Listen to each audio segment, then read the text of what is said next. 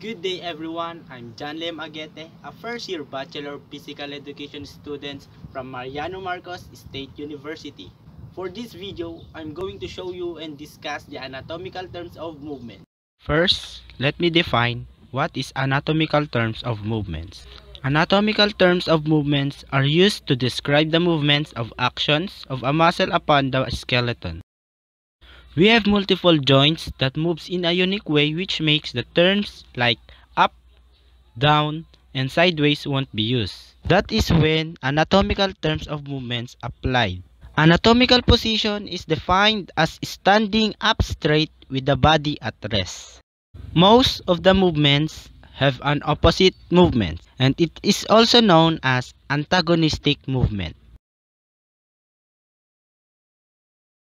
Flexion refers to a movement that decreases the angle between two body parts. Extension refers to a movement that increases the angle between two body parts. Abduction is a movement away from the midline. Adduction is a movement towards the midline. Circumduction can be defined as a conical movement of a limb extending from the joint at which the movement is controlled. It is sometimes talked about as a circular motion, but it is accurately conical due to the cone formed by the moving limb. Medial rotation. This movement is turning a body apart around its long axis with the anterior surface moving toward the midline. It is also known as internal rotation. Lateral rotation. You laterally rotate when you move a body part around its long axis with the anterior surface moving away from the midline. It is also known as external rotation. Pronation is the motion that moves the forearm from the supinated position to the pronated position. Supination is the opposite motion in which rotation of the radius returns the bones to their parallel positions and moves the palm to the anterior facing position. Dorsiflexion is the backward bending and contracting of your hand or foot. This is the extension of your foot at the ankle and your hand at the wrist. Plantarflexion is a movement in which the top of your foot points away from your leg.